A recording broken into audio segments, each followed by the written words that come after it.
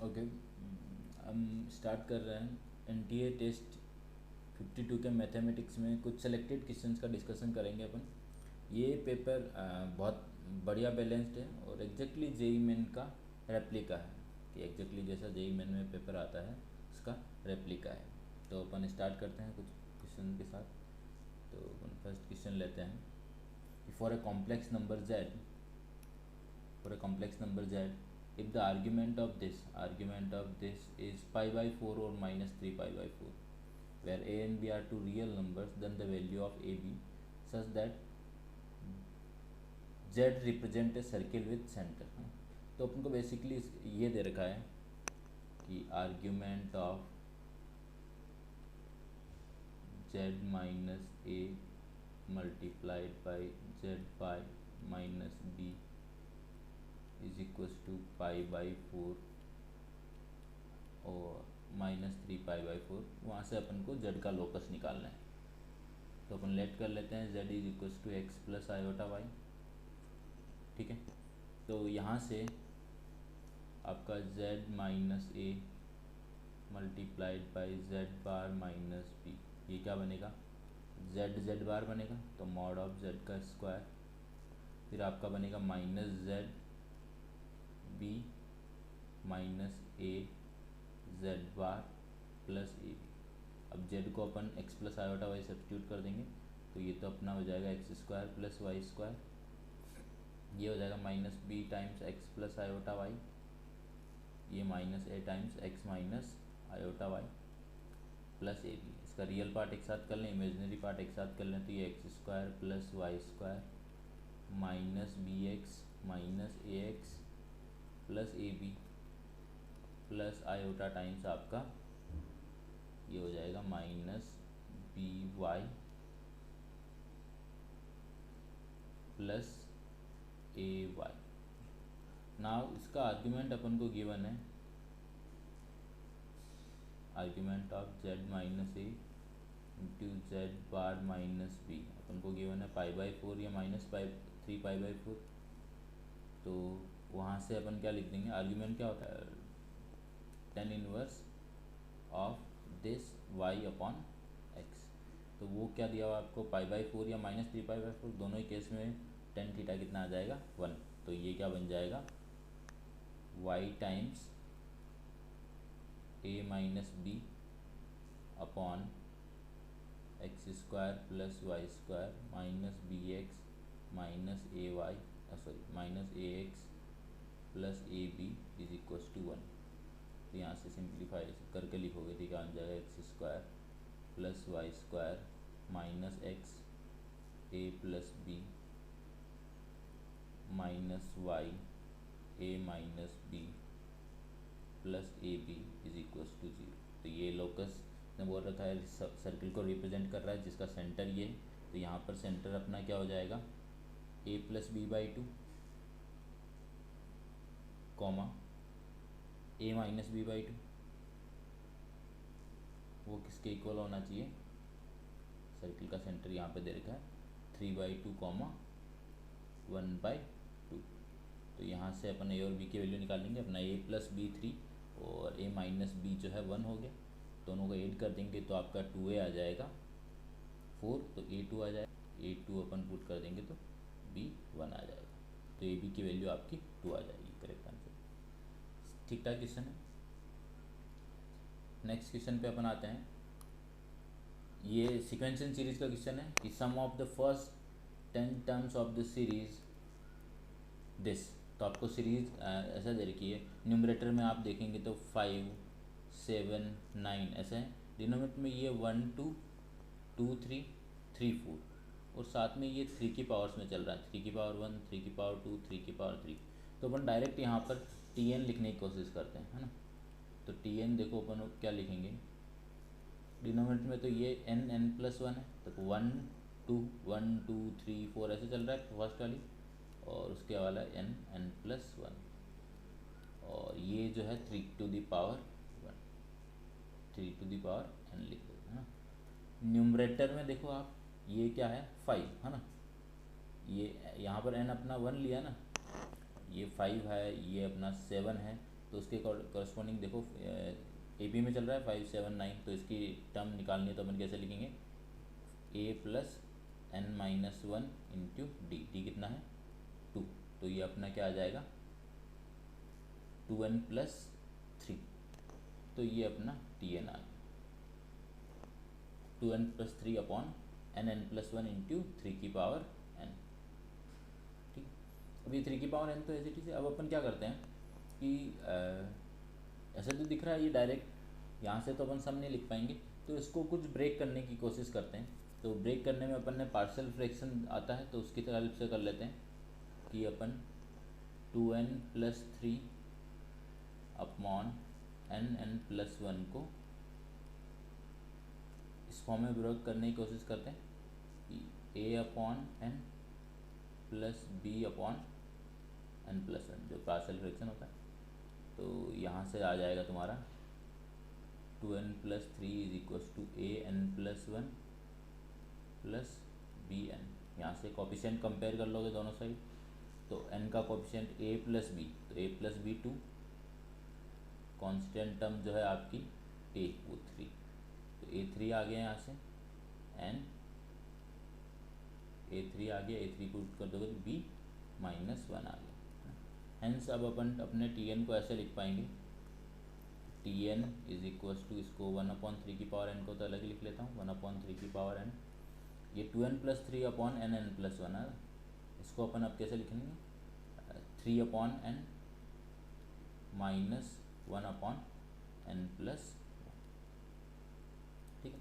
अब अपने पास 10 टर्म का समेशन लिखना है, तो नाउ S10 लिखना अपन को, या चाहो तो अपन इसको भी अभी थोड़ा सिंप्लीफाई कर सकते हैं। इसको चाहो तो ऐसे लिख सकते हैं 1 अपॉन n इंटू 3 की power n minus one minus 1 upon n plus 1 into 3 की पावर n। अभी वैसा रिक्वायर्ड भी नहीं है, यहाँ पर वो सब क्लियर हो जाएगा। तो अपन S10 लिखेंगे, तो S10 लिखेंगे तो क्या लिखेंगे, T1 plus T2 plus T3 up to T10, T1 plus T2 plus T3 up to T10। तो अपना T1 इसमें n की जगह 1 पुट करोगे तो अपना देखो क्या बनेगा, 1 अपॉन 1 इंटू 3 की पावर 0 माइनस 1 अपॉन 2 इंटू 3 की पावर 1। T2 लिखेंगे तो n की जगह 2 पुट करेंगे, n की जगह पुट करेंगे वो 1 अपॉन 2 इंटू 3 की पावर 1 माइनस 1 अपॉन 3 इंटू 3 की पावर 2। ऐसे ही 3 पुट करेंगे तो 1 अपॉन 3 इंटू 3 की पावर 2 माइनस 1 अपॉन 4 इंटू 3 की power 3 and so on. Last में 10th टर्म लिखेंगे तो 1 अपॉन 10 इंटू 3 की पावर 9 माइनस 1 अपॉन 11 इंटू 3 की पावर 10। तो यहाँ पे अपन देख पा रहे हैं कि अल्टरनेट टर्म्स कैंसिल हो रही है, ये टर्म इससे कैंसिल हो जाएगी, है ना, ये इससे कैंसिल होगी, है ना। तो ऐसे करके अपने पास S10 क्या आ जाएगा, 1 माइनस, है ना, यहाँ तक कैंसिल हो जाएगी, 1 अपॉन 11 इंटू 3 की पावर 10। तो अपना S10 क्या बन जाएगा, अच्छा इसी फॉर्म में आंसर दिया, 1 माइनस 1 अपॉन 11 इंटू 3 की पावर 10। ठीक है, तो ठीक क्वेश्चन था ये, जनरली इस टाइप में नहीं पूछता, पार्शियल फ्रैक्शन का जेई मैंने यूज कम करता था, नया क्वेश्चन है इसलिए अपन ने यहाँ पर इसको डिस्कस किया है। जनरली इस फॉर्म में क्वेश्चन जेई में नहीं पूछता था पहले। अब नेक्स्ट क्वेश्चन आते हैं, ये देखो ये बहुत बढ़िया क्वेश्चन है, पहले मतलब जेई मैन के अकॉर्डिंग बहुत बढ़िया क्वेश्चन है, ट्राइंगल इनइक्वालिटी क्वेश्चन है। अपन देख रहे हैं कि ये अपने पास क्या लिखा हुआ है, mod of sine square x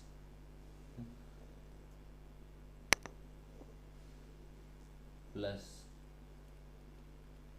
10 minus x square is equals to 9 minus x square modulus plus 2 sine square x plus cos square x. तो इसको अपन ऐसा लिख सकते हैं, this implies mod of sine square x plus 1 plus 9 minus x square is equal to modulus of 9 minus x square plus ये इसको ऐसा लिख देंगे साइन स्क्वायर एक्स 1 प्लस आपका साइन स्क्वायर एक्स, ऐसा बन जाएगा नहीं, sign square x plus cos square x को एक 1 लिख देंगे तो 1 प्लस साइन स्क्वायर एक्स, ये ऑलवेज पॉजिटिव है तो मॉड पॉजिटिव, तो अब ये ऐसी फॉर्म में है ना कि mod of a plus b is equals to mod a plus mod b, यहाँ मॉड लगा भी सकते हो आप, पॉजिटिव है इसलिए मैंने मॉड स्किप कर दिया, तो mod of a plus b equals to mod a plus mod b. तो आपकी ट्राइंगल इनइक्वलिटी क्या होती है रियल नंबर्स के लिए कि mod of a plus b is less than equals to mod a plus mod b greater than equals to mod of a minus mod of b whole modulus, है ना। यहाँ equality hold करती है a b greater than equals to zero के लिए, यहाँ equality hold करती है a b less than equals to zero के लिए। अब देखो mod of a plus b equals to mod of a plus mod of b, है ना, तो ये इक्वलिटी होल्ड कर रही है, तो इसके लिए क्या होना पड़ेगा, यहाँ पर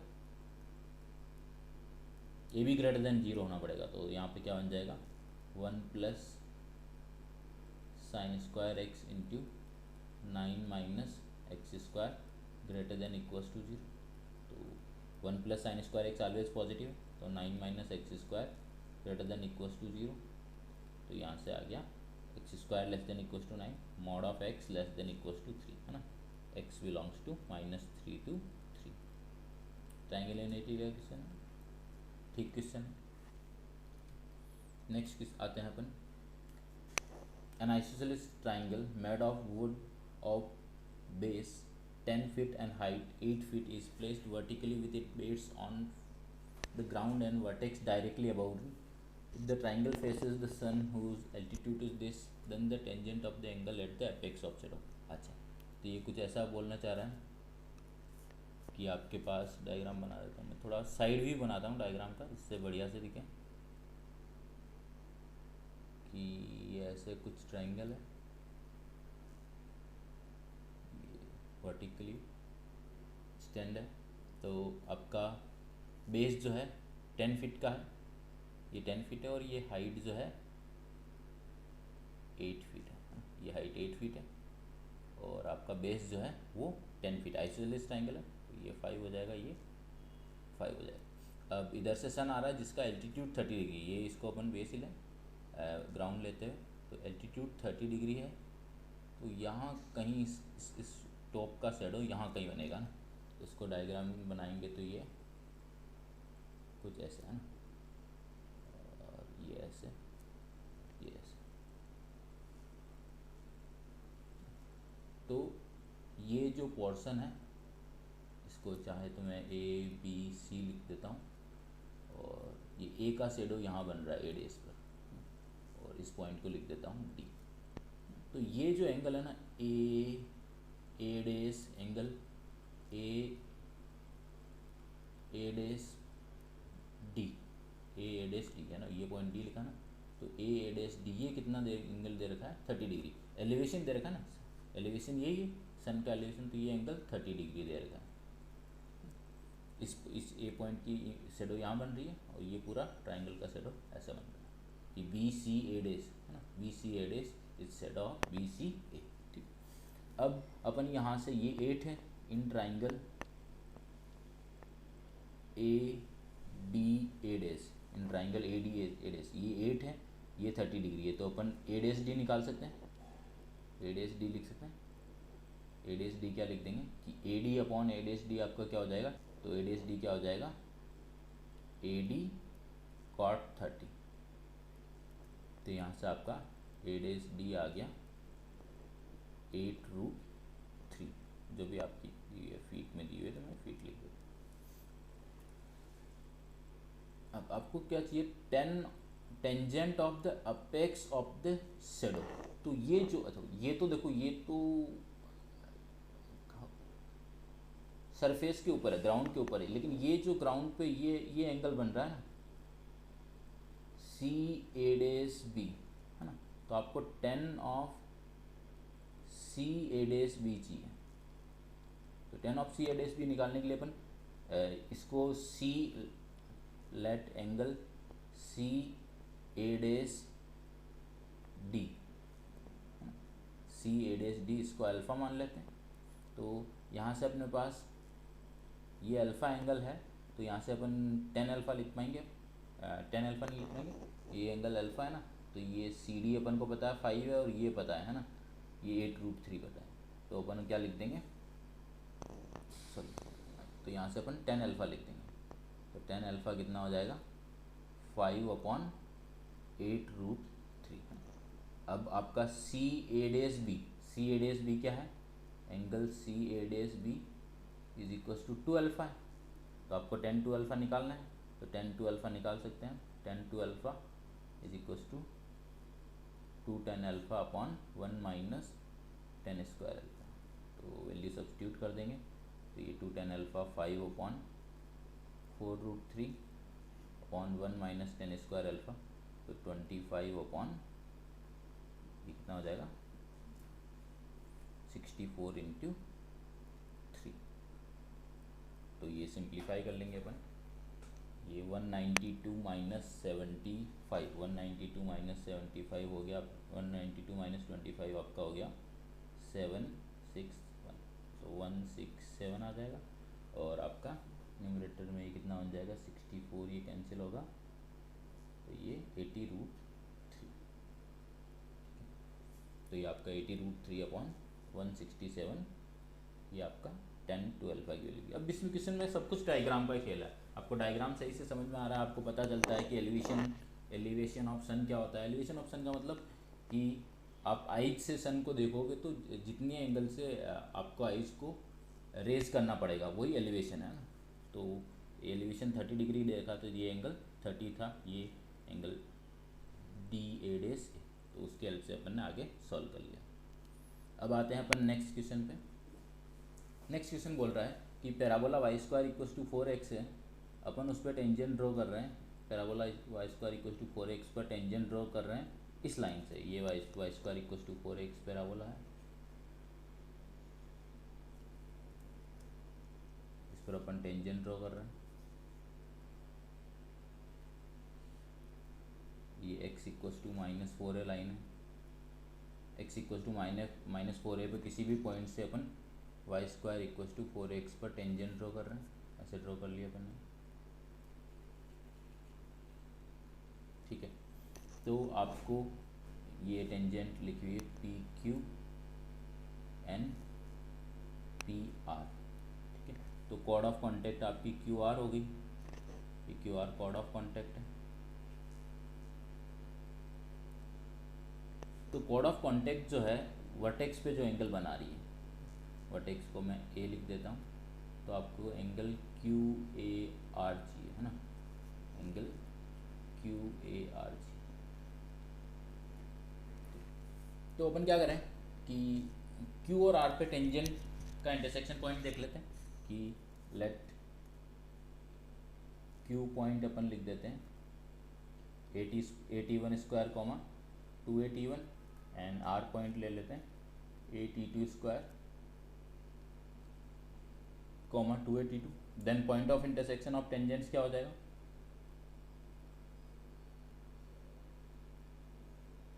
81 T2 81 प्लस T2,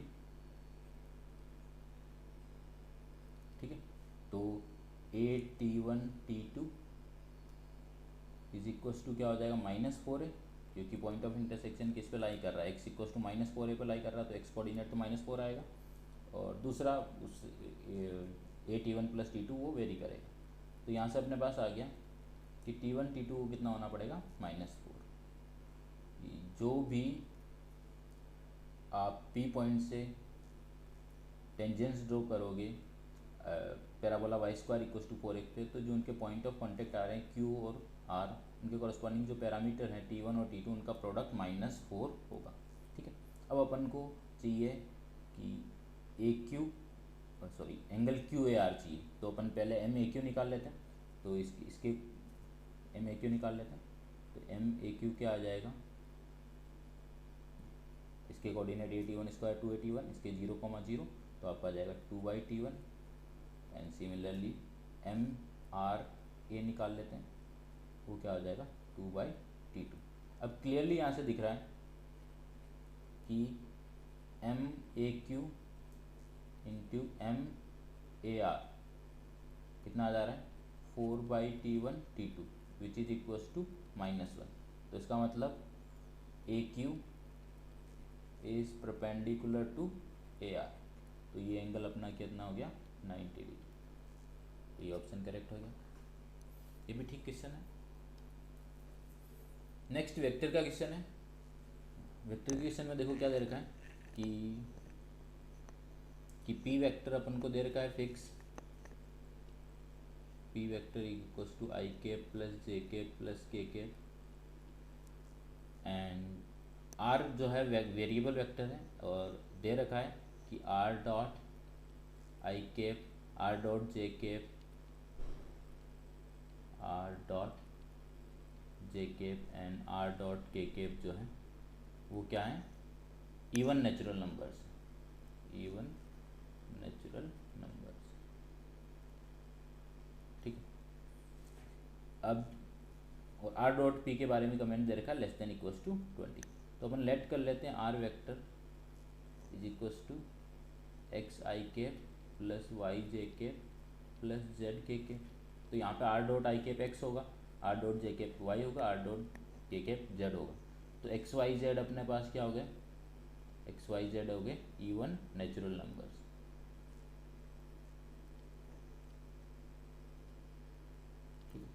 और आपका R dot p less than equals to 20 दे रखा है। R dot p less than equals to 20, तो ये क्या देखा देगा कि x plus y plus z less than equals to 20 and साथ में आपको दे रखा है x y z even natural numbers. तो बस आपको अच्छा ये अब ये वेक्टर्स का तो इतना ही यूज़ था। अभी आगे PNC का आ गया। आपको पूछ रहा है then number of values of R vector. तो ऐसे order triplet x y z के कितने पॉसिबल हैं कि x plus y plus z less than equals to 20 होना चाहिए और एक्स वाई जेड क्या है इवन नेचुरल नंबर्स। तो ये लेस देन इक्वल्स टू 20 है ना, तो इसको इक्वलिटी में कन्वर्ट करने के लिए अपन डमी वेरिएबल P इंट्रोड्यूस कर सकते हैं, है ना। और ऐसे लिख दें कि x प्लस जैसे x plus y plus z कहीं 18 हो रहा है तो डमी वेरिएबल की वैल्यू 2 हो जाएगी ना। लेस देन इक्वल्स टू 20 में आपका 1 से लेकर 20 तक कुछ भी वैल्यू ले सकते हैं। तो जहाँ 18 हो रहा है तो वहाँ डमी वेरिएबल की वैल्यू 2 हो जाएगी। x plus y plus z जहाँ 10 हो रहा है वहाँ डमी वेरिएबल अपने अकॉर्डिंग 10 वैल्यू ले लेगा।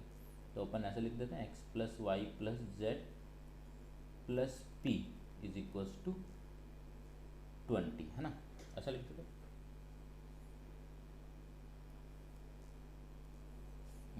P आपका जो है होल नंबर। अब देखो अपने पास ऐसा होता है कि x1 plus x2 plus x3 up to xr is equals to n, है ना। जहाँ xi क्या होता है नॉन नेगेटिव इंटीजर। या फिर ऐसे देख लें कि इस इक्वेशन के नॉन नेगेटिव इंटीग्रल सॉल्यूशंस निकालना है तो कितना होता है n plus r minus 1 c r minus 1, है ना। नंबर ऑफ सॉल्यूशंस कितना होते हैं इसके non negative integral solutions n plus r minus 1 c r minus 1। लेकिन अब ये देखो यहाँ पर x plus y x y z जो है इवन नेचुरल नंबर्स है। ये आपकी सारी इंटीग्रल नेगेटिव इंटीग्रल वैल्यूज नहीं ले पाएंगे, है ना। ये आपका x plus y plus z कैसा रहेगा 2 4 6 सॉरी एक्स वाई जेड कैसे रहेंगे 2 4 6 ऐसे रहेंगे, है ना। तो अपन इनको क्या करें x को 2 अल्फ़ा लिख लें, y को 2 बीटा, z को 2 gamma plus p is equals to 20। तो ये आपका बन जाएगा alpha plus beta plus gamma plus p/2 is equals to 10। वैसे p यहाँ पर आपका इवन नंबर होगा क्योंकि ये सारे इवन है। तो p/2 जो है वो भी इंटीजर होगा। तो उसमें कोई या तो अपन वहाँ p बाद में लेट करते हैं या यहाँ पे p/2 जो है वो भी आपका इंटीजर होगा। अब इस यहाँ पर भी अभी भी प्रॉब्लम सॉल्व नहीं हुई कि अल्फ़ा बीटा गामा अभी भी नॉन नेगेटिव इंटीजर्स नहीं है ना, कि अल्फ़ा बीटा गामा अभी भी आपका 0 वैल्यू नहीं ले सकते, है ना। तो इनको क्या करें तीनों को 1 1 1 दे दें, है ना। कि अल्फ़ा में एक 1 दे दें, बीटा में 1 दे दें, गामा में 1 1 दे दें। उसके बाद ये तीनों जो आपका आएंगे अल्फ़ा डेज बीटा डैश और गामा डैश, और इसको p/2 को k लिख लेता हूँ। ये तो आपका सारी इंटीग्रल वैल्यू ले सकता है 0 से। अब ये alpha dash, beta dash, gamma dash, इनमें रिलेशन क्या है कि अल्फ़ा डैश अपना क्या हो गया, अल्फ़ा प्लस 1 हो गया, है ना। ये अपन ने इसमें सॉरी अल्फ़ा डैश अपना क्या हो गया, अल्फ़ा माइनस 1 हो गया, कि इसमें अपन ने एक एक दे दिया पहले से ना, एक एक जो है पहले से दे दिया है, तो 3 जगह दे दिया तो बाकी बचे 7। अब ये इस फॉर्म में आ गया कि x1 plus x2 plus x3 up to xr n है, और xi जो है नॉन नेगेटिव इंटीजर है, तो इसके नॉन नेगेटिव इंटीग्रल सॉल्यूशन लिखेंगे तो वो कितने आ जाएंगे, अब n plus r minus 1 c r minus 1, तो 10c3, 10c3 कितना हो जाएगा, 10 इंटू 9 इंटू 8/6, ठीक है। तो ये 120। तो ये क्वेश्चन अच्छा क्वेश्चन है, जेईई मेन के हिसाब से बहुत बढ़िया क्वेश्चन है। पहली बात तो ये तो सिंपल चीज़ है, यहाँ तक देने के लिए वेक्टर का ज़्यादा यूज़ नहीं। उसके बाद इसका solution x plus y plus z less than equal to 20, x y z even natural numbers. इसको सॉल्व करने के लिए आपको इसके थ्रू जाना पड़ेगा कि x1 plus x2 plus x3 up to xr is equal to n, इसके नॉन नेगेटिव इंटीग्रल सॉल्यूशंस कितना होते हैं, n plus r minus 1 c r minus 1। तो पहले इस प्रॉब्लम को इस फॉर्म में कन्वर्ट करने के लिए पहले अपन ने जो है ये इवन नेचुरल नंबर्स हैं, तो इवन नेचुरल नंबर से आप इनको पहले इंटीजर्स में, पॉजिटिव इंटीजर्स में कन्वर्ट करोगे, तो x को 2 अल्फ़ा, y को 2 बीटा, z को 2 गामा करोगे, डमी वेरिएबल इंट्रोड्यूस करोगे इक्वलिटी लाने के लिए, तो पूरा ऐसा बनेगा। फिर स्टिल जो है आपका alpha beta gamma zero values नहीं ले सकते क्योंकि इवन नेचुरल नंबर है, तो उनके लिए पहले इनको आप 1 1 असाइन कर दोगे तीनों को, फिर 7 बचेगा, उनको इनमें इक्वली डिस्ट्रीब्यूट करना है, तो उनके तरीके ये लिख दो। तो जेईई मेन के हिसाब से बहुत बढ़िया क्वेश्चन है। नेक्स्ट अब अपन आते हैं the sum of the y intercept of tangent drawn from the point this to hyperbola. तो ये इजी क्वेश्चन है कि किसी पॉइंट से अपन हाइपरबोला पे टेंजेंट ड्रॉ कर रहे हैं, उन टेंजेंट्स के वाई इंटरसेप्ट का सम लिखना है, ठीक है।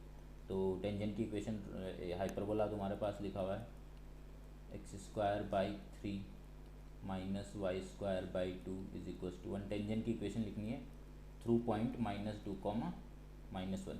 तो अपन क्या करें, लाइन थ्रू -2, -1 लिख दें विथ स्लॉप m लिख दें, तो क्या आ जाएगी, y minus -1 is equal to m times x+2। तो ये ऐसा लिख जाए, आज बन जाएगा ये कि y is equal to mx plus 2m-1। अब इस लाइन पे कंडीशन ऑफ टेंजेंसी लगा दें हाइपरबोला की, तो m पर रेस्ट्रिक्शन आ जाएगा ना, कि अपन ने इससे पास होने वाली जनरल लाइन लिखी और उसके बाद लिख रहे हैं कि वो लाइन इस सर्किल इस हाइपरबोला पे टेंजेंट है, तो कंडीशन ऑफ टेंजेंसी लगा देंगे, तो c² is equal to a² m² minus b²। Solve करोगे तो 4m² माइनस 3m² m², उसके बाद ये माइनस 4m, ये कितना हो जाएगा +3। तो यहाँ से m की वैल्यू आ गई 1 और 3, 1 और 3 होगी। तो y इंटरसेप्ट चाहिए, तो ये y इक्वेशन ऑफ टेंजेंट लिख लो चाहो तो। इक्वेशन ऑफ टेंजेंट्स क्या आ जाएगी, m1 लिखोगे तो y is equal to x plus 1, m3 लिखोगे तो y equal to 3x plus 5। तो सम ऑफ y इंटरसेप्ट क्या हो जाएगा, 1 प्लस 5 इज इक्वल टू 6। तो दोनों लाइंस के y इंटरसेप्ट का सम 6 आ जाएगा। इजी क्वेश्चन है। नेक्स्ट अपन आते हैं, in a tournament where the participants were to play one game with each other, 2 of the class players fell ill, having played 3 games each.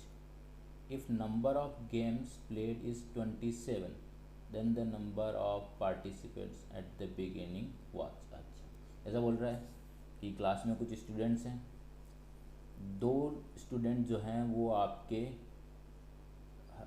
Each जो है 3 games होने के बाद ईच के 3 गेम होने के बाद इल हो गए, उसके बाद उन्होंने पार्टिसिपेट नहीं किया। और टोटल गेम्स जो 27 प्लेड के हुए हैं, तो total number of students at the beginning या total number of players at the beginning आपको निकालना है, ठीक है।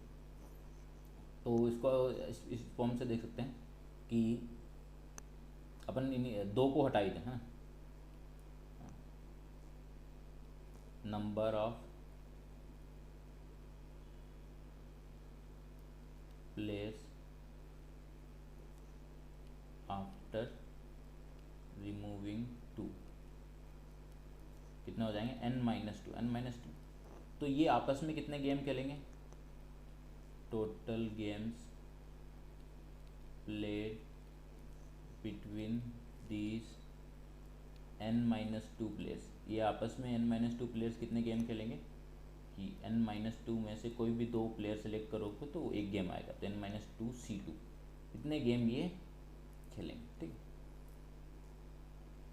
अब एक्चुअली अपने पास दिया हुआ है टोटल गेम खेले गए हैं 27, है ना, लेकिन n-2 तो उनके गेम हो गए उन 2 को हटा के। अब बाकी दोनों ने कितने गेम खेले, 3 गेम दोनों ने खेले। 3 गेम जो है इन n-2c गेम्स, इन n-2c2 गेम्स में तो वो कोई प्लेयर इन्वॉल्व ही नहीं है। अब वो प्लेयर जो इन्वॉल्व है वो गेम कितने हैं, 3 + 3 6। This must be equal to total number of games that is games played that is equal to 27। तो यहाँ से ये सॉल्व करोगे तो क्या बन जाएगा, n-2 n-3 upon 2 + 6 is equal to 27। तो n-2 n-3 is equal to ये कितना हो गया, 42। तो यहाँ से इसको सॉल्व कर लोगे, क्वाड्रेटिक बना के सॉल्व करना चाहते हो या फिर इसको 7 × 6 लिख के सॉल्व करना चाहते हो, या 7 × 6 लिख के सॉल्व कर लो डायरेक्ट। तो n-2 7 आ गया, तो n की वैल्यू 9। तो total number of players at the beginning कितने हो गए, 9। तो करेक्ट आंसर 9। मूव करते हैं अपन अब नेक्स्ट क्वेश्चन पर। तो ये क्वेश्चन इस टाइप का है। तो अच्छा, इंटीग्रेशन डेफिनेट इंटीग्रेशन का क्वेश्चन है ये। इनिशियली देखने में तो जेई पैटर्न का क्वेश्चन लग रहा है, जेई जैसा जेई पूछता है कि दिस अपॉन दिस में, तो एक को दूसरे की फॉर्म में आपको एक्सप्रेस करना होता है। तो अपन देखें इसमें, तो ये आपको integration 0 to 2x⁴ √4 - x² dx upon integration 0 to 2x² √4 - x² dx। तो इसको सॉल्व करने के लिए अपन न्यूमरेटर को अपन डिनोमिनेटर के टर्म्स में एक्सप्रेस करेंगे। तो न्यूमरेटर को अपन इंटीग्रेट करने की कोशिश करते हैं। तो integration 0 to 2x⁴ √4 - x² dx, इसको अपन ऐसे लिख लेते हैं, इंटीग्रेशन 0 to 2x³, ये 4 - x² का डिफ्रेंशिएशन आएगा -2x, तो -2x ऐसा लिख लेते हैं। और ये यहाँ पर डिनोमिनेटर में -2 लिख देते हैं, √4 - x²। ये एक पोर्शन हो गया।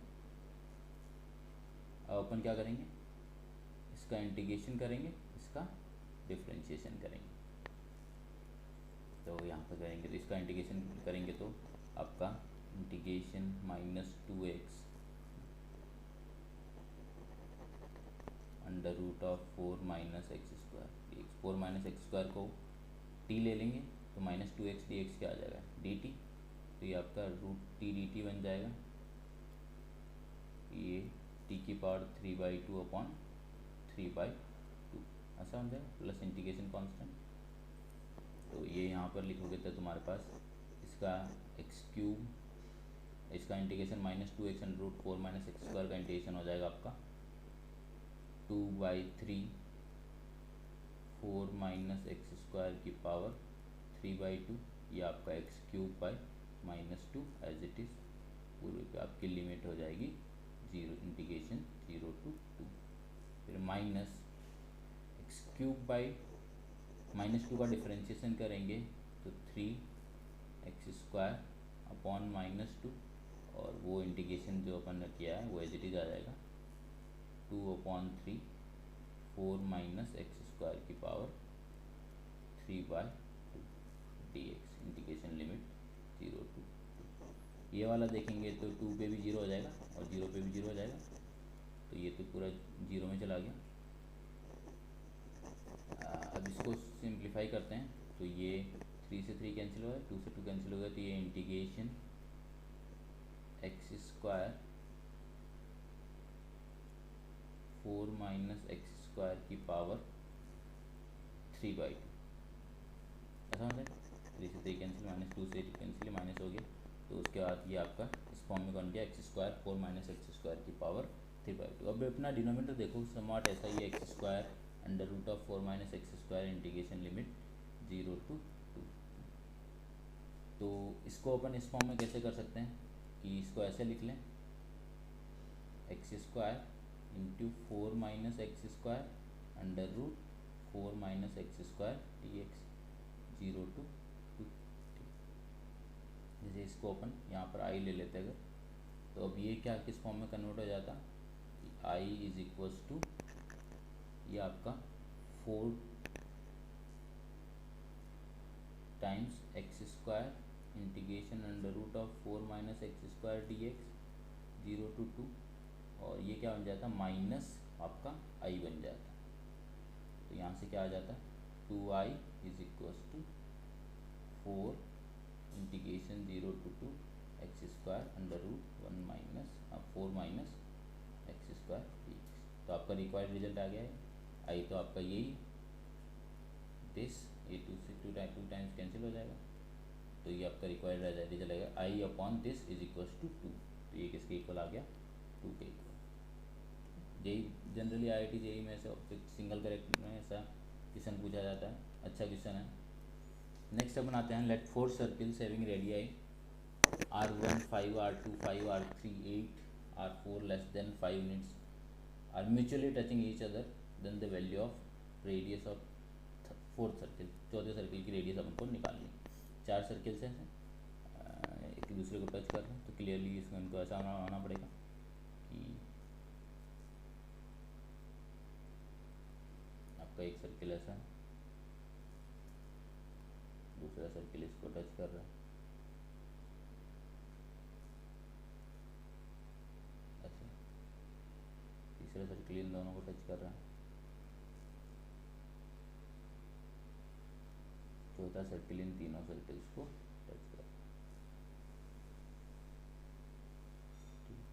इनके सेंटर्स कुछ कुछ ले लेते हैं अपन, ये C1, इसका सेंटर C2, इसका सेंटर C3, उसका C4, तो ये ऐसे इनको ज्वाइन कर लिया अपन ने। तो आपकी रेडियस 1 कितना है 5 है, इसकी रेडियस 5 है, ये 5 ये 5 ये 5 ये 5, C3 की रेडियस 8 है, C4 की रेडियस निकालनी है। क्लियरली ये आइसोसेलेस ट्राइंगल है, ये 5 है ये 13 है, यहाँ से परपेंडिकुलर ड्रॉप करोगे तो वो सिमेट्री से आपका C4 के सेंटर से यहाँ पर कहीं D पॉइंट पे जाएगा, और ये एल्टीट्यूड होगा यहाँ पर। तो in triangle C1 C3D, triangle C1 C3D upon C3D लिख सकते हैं। C3D की वैल्यू कितनी आ जाएगी, ये 13 है ये 5 है, तो C3D कितनी हो जाएगी 12 हो जाएगी, 12 यूनिट्स हो जाएगी। तो ये आपकी आ गई 12 यूनिट आ गई। अपन को रेडियस चाहिए। अब अपन क्या करें यहाँ पर कि ये यहाँ से C1 से C4 के सेंटर को ज्वाइन करें, तो ये एंगल अगेन 90 डिग्री है, ठीक है। तो in triangle C1 C4D, C1 C4D में देखेंगे तो हाइपोटेनस C1 C4 है, बेस और ये आपका परपेंडिकुलर है।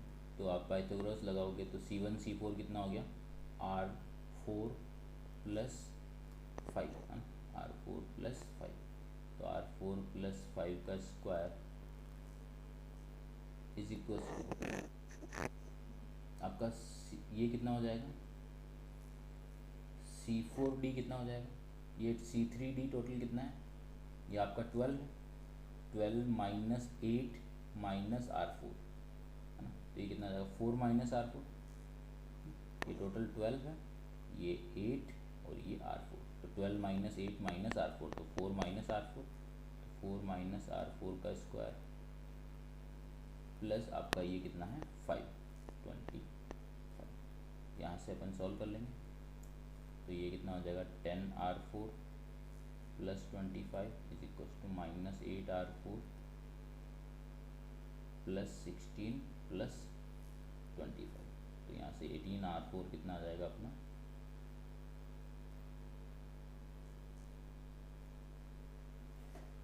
ये यहाँ से देखेंगे तो ये माइनस 8R4 है, यहाँ पे प्लस 16 है, प्लस 25 है, तो 16 आ जाएगा ना। तो आपका R4 की वैल्यू कितनी आ जाएगी